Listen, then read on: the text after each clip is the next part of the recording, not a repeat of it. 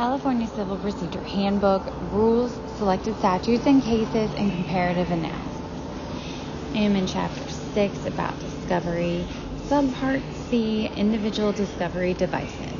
The Civil Discovery Act authorizes the following individual discovery devices: interrogatories, inspections, medical examinations, expert witness disclosures, depositions, and requests for admissions. However, unlike Rule 26A1 of the Federal Rules of Civil Procedure, the Civil Discovery Act does not require parties to provide initial disclosures of information that the disclosing party may use to support its claim to defense its interest. 1. Interrogatories. Discovery by written interrogatories to a party is authorized by Code of Civil Procedure Section 2030.010 Section 2030.030 imposes a presumptive limit of 35 specially prepared interrogatories in addition to any number of official form interrogatories. To ensure that the presumptive limit is not evaded by clever drafting, CCP Section 2030.060F prohibits subparts, compound, conjunctive, and disjunctive special interrogatories. Interrogatories exceeding the statutory limit should be accompanied by a declaration showing a greater number is warranted. 2030.050. To accommodate the need to update information as trial approaches, 2030.070 permits a limited number of supplemental interrogatories before trial which do not count against the presumptive limit. Section 2030.010 also codifies certain judicial interpretations of prior law, including approval of contention interrogatories whose answers involve opinions that relate to fact or other application of law to fact. 2030.010b. Continuing interrogatories. While contention interrogatories are expressly allowed, continuing interrogatories that ask the responding party to update the answers with information acquired in the future are expressly prohibited. CCP 2030.060G. Unlike Rule 26E of the Federal Rules of Civil Procedure, the Discovery Act prohibits placing this burden on the responding party and requires instead that the totality party seek to see the information to supplement the 2030.070. Responses. The responding party's obligations and options are set out in CCP 2030.210 through .310. The responding party shall respond in writing under oath separately to each interrogatory by 1, an answer containing the information sought to be discovered, 2, an exercise of the party's option to produce writings, or 3, an objection to the particular interrogatory. Under this subsection, each answer shall be as complete and straightforward as the information reasonably available to the responding party permits. Time limit. Unless a 30-day limit to respond is extended by order or stipulation, serious consequences flow from failure to serve a timely response. Specifically, a non-responding party waives the right to exercise the option of producing writing and waives any objections, including privilege. CCP 2030.290A. The court may grant relief from a waiver where 1, the party has been served a proper response, and 2, the failure to timely respond resulted from mistake, inadvertence, or excusable neglect. Within the 30-day limit, the responding party may seek a protective order on the grounds of unwarranted annoyance, embarrassment, impression, or undue expense. CCP 2030.090B. Number 2, inspections. Discovery by inspection of documents, things, and places is governed by 2 sets of statutes, CCP 2031.010 through .510, which apply to parties, and CCP 2020.010 through .510, which apply to non-parties. Demands for inspections of items controlled by a party. Section 2030.010 provides that any party may obtain discovery by inspecting documents, tangible things, land, and other property in the possession, custody, or control of any other party. Within 30 days after service of the inspection demand, the party to whom the demand has been directed shall respond to each item or category of items sought to be inspected. CCP Section 2031.210 and .260. The responding party may respond by serving 1, a statement of compliance, 2, a representation of inability to comply, or 3, an objection. Section 2031.210. Alternatively, the responding party may seek a protective order, which, if granted, may direct that some of the items need not be produced, that the inspection be made on specified terms or conditions, that trade secret or other confidential commercial information be protected, or may provide other appropriate restrictions. CCP 2031.060. The consequences of a failure to serve a timely response are significant. Specifically, the responding party waives any objection to the demands, including one based on privilege or work product protection. However, the court may relieve a party from the consequences of this waiver on a proper showing. CCP 2031.300A. The party making the demand may move for an order compelling response. 2031.300B.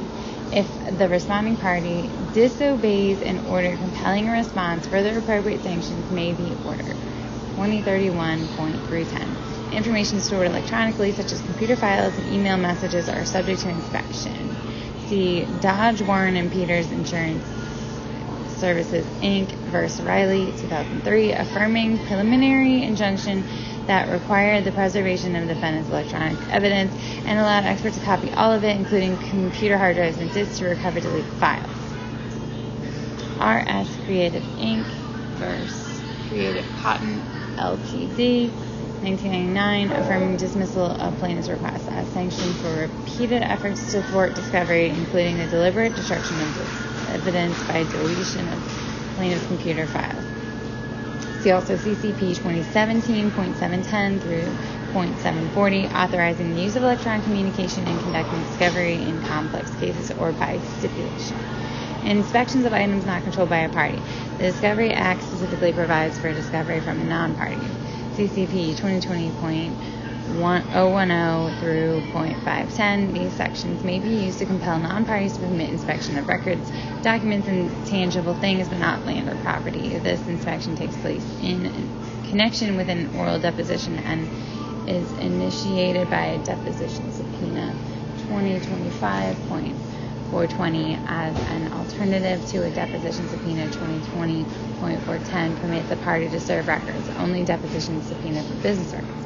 When personal records are sought, the person who is subject to the records must be notified and provided an opportunity to object to the production. CCP 1985.3 and 2020.410. Number 3, depositions. Code of Civil Procedure, Section 1025.010 through .620 provide for oral depositions in California. Other depositions are covered in the following sections of CCP.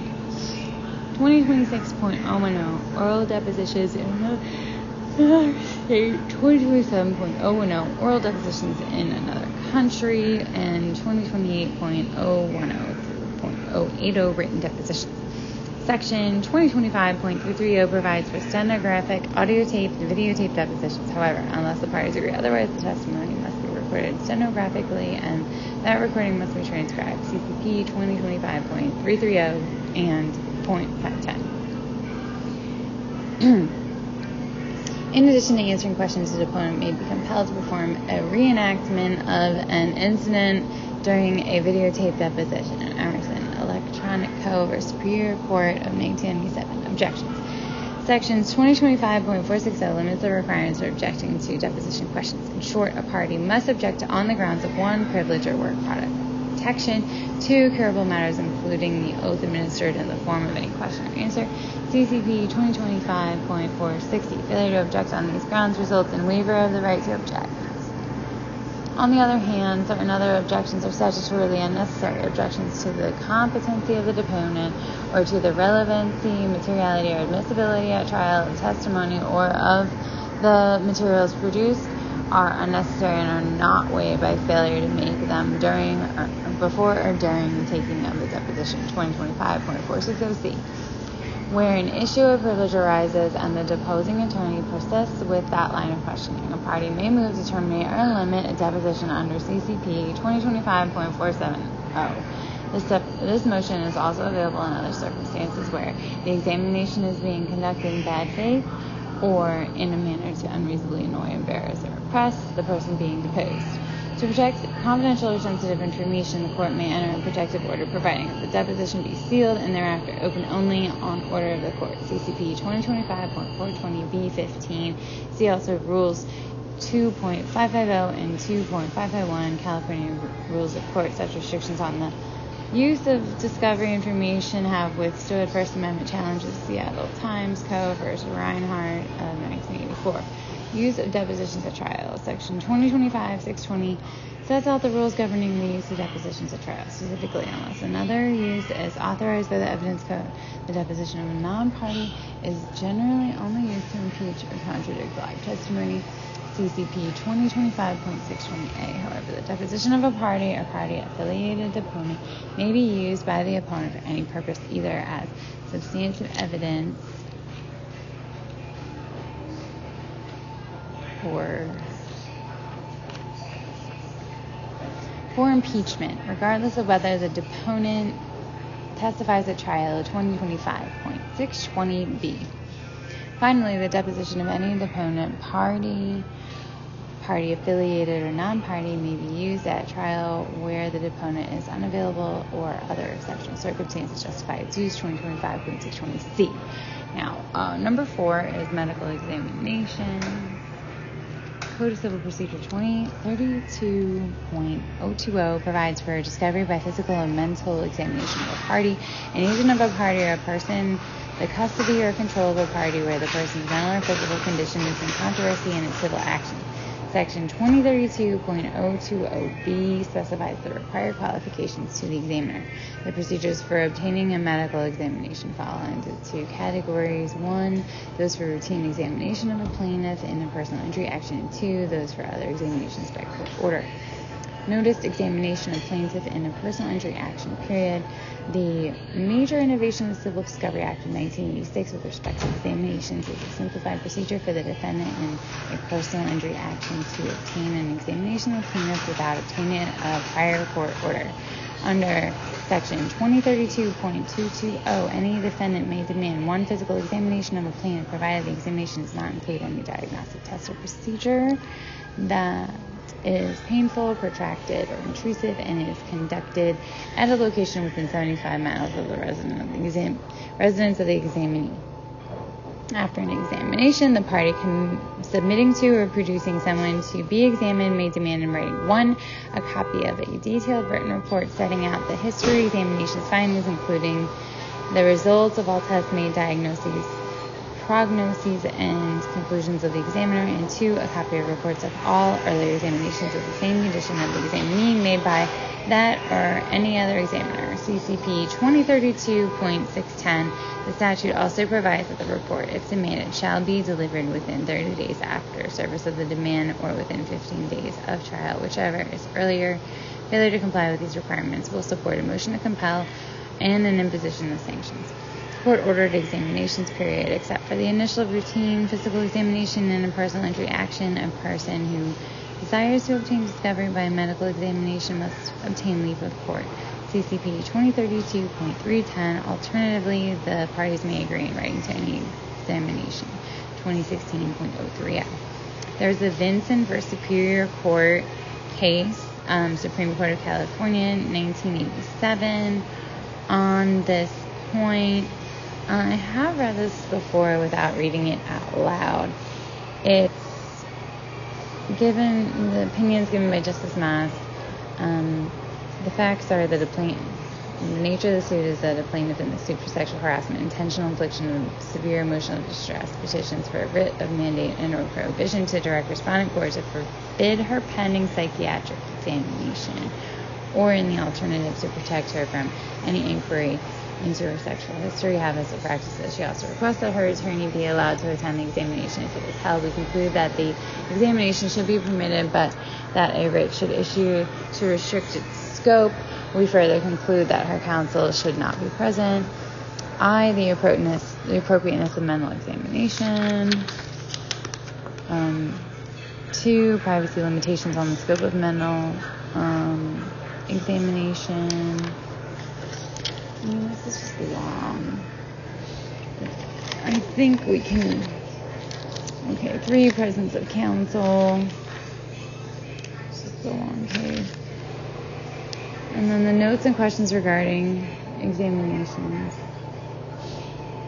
Alright, so 1, a personal injury plaintiff seeking damages for mental and emotional injury may be ordered to submit to a mental examination. CCP 2032.020, 2032.310, leave of court required, 2032.320A, showing a good cause required. This examination may be avoided by 1, disclaiming extraordinary mental and emotional suffering, and 2, agreeing not to introduce expert testimony on these issues at trial, 2032.320C. Note 2, in contrast to physical examinations, neither counsel nor court reporters are generally allowed to attend mental examinations. Edwards v. Superior Court, 1976. However, as Vincent suggests, the court's discretion to permit counsel to attend if there is some showing of a special need. CCP 2032.530B.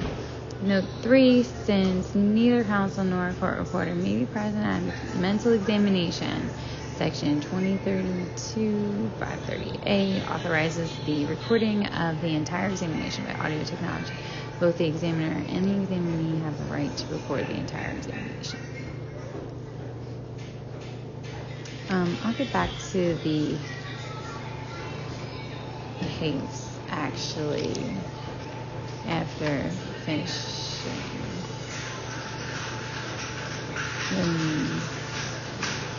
the next 4 pages of the chapter.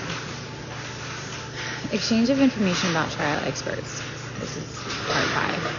One of the major changes in the Civil Discovery Act of 1986 is reflected in Code of Civil Procedure 2034.210, which provides for the compulsory exchange of the identity of expert witnesses who will testify at trial and of the general nature of their testimony. After the initial trial date is set, this exchange may be initiated by either side. CCP 2034.210A, Section 2034.210 provides for the timely exchange of information to permit the opposing party to pose designated expert and to designate additional experts if necessary. Expert witness disclosures period. The disclosure required by Section 2034.210 is limited to experts who will be called to testify at trial. For example, retained experts, i.e. experts retained by a party for the purpose of expressing an opinion at trial. The disclosure must include an expert witness declaration setting out the expert's qualifications, the general substance of the expected testimony, a representation that the expert is ready to testify, and a statement of the expert's fees for deposition testimony. CCP 2034.260 for treating physicians who are regarded as recipient witnesses, the identity must be disclosed if they will be called to express an opinion, but an expert declaration is not required. See Section 2034.210 Schreiber v. State of Kisser, 1999. Failure of treating physician to submit an expert witness declaration did not preclude physician's opinion to testify at trial regarding cause of plaintiff's injuries. The identities and opinions of consulting experts who will not be called to testify at trial are protected work product under CCP 2018.030. See Kennedy v. Martin, California Expert Witnesses Guide, Section 8.18 and 10.2 of 2007, collecting cases. However, once a witness is designated as a trial expert, the work product privilege may be waived as earlier reports by the expert, even those tendered while the witness was only a consultant. National Steel Products Co. v. Superior Court, 1985, and 1212 of the California Civil Discovery by Hogan and Weber. Okay, failure to comply with expert witness disclosure requirements, period. If a party has unreasonably failed to comply with the requirements for expert disclosure under Section 2034.210 with respect to a witness, the trial court, upon objection, is required to exclude from evidence the expert testimony of that witness. CCP Section 2034.300. This rule applies where a party fails to list an expert, fails to submit a required declaration, fails to produce discoverable reports, or fails to make the expert available for deposition. Failure to submit an adequate expert declaration may also be grounds for excluding that expert's testimony. Bonds v. Roy. Expert witnesses precluded from testifying at trial on a subject whose general subject was not previously described in his expert witness declaration. Testimony of undesignated experts. In a limited number of circumstances, a party may call an expert who the party is not designated. First, pursuant to CCP 2034.310A, a party may call an expert to testify who has been designated by some other party to the case so long as the witness has been deposed. Powell v. Superior Court, 1989.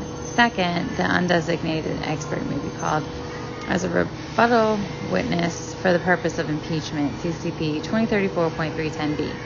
For purposes of the statute, the term impeachment has been narrowly construed. This impeachment may include testimony pertaining to the falsity or non-existence of a fact used in the foundation of any opinion by any other party's expert witness, but may not include testimony that contradicts the opinion. Hence, an undisclosed expert may testify to facts which contradict the factual basis for opinions of other experts, but may not give opinion testimony which contradicts the opinions of other experts. Okay, number 6, request for admissions. Under CCP 2033.010 through .420, a party may serve any other party a request to admit the genuineness of a document, the truth of a specific factual matter, or opinions relating to fact. A party who has been served a set of requests for admissions has two basic options: either seek a protective order or respond. CCP 2033.080 and .210. Unless the responding party moves for a protective order, the party must respond in writing under oath separately to each request within 30 days after service of the request. Section 2033.210 to 250. The response must set out an answer or an objection to each request. 2033.210.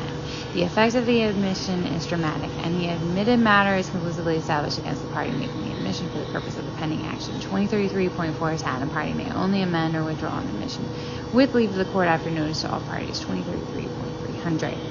A failure to serve timely responses operates as a waiver of all objections to the request, including privilege and work product objections. CCP 2033.280. If a party to whom requests for admission have been directed fails to serve a timely response, the requesting party may move for and order that the matters specified in the request be deemed admitted, as well as for a monetary sanction. 2033.280. If the delinquent party does not serve a proposed response to the admission request prior to the hearing on the motion, the trial must order that the matters be deemed admitted.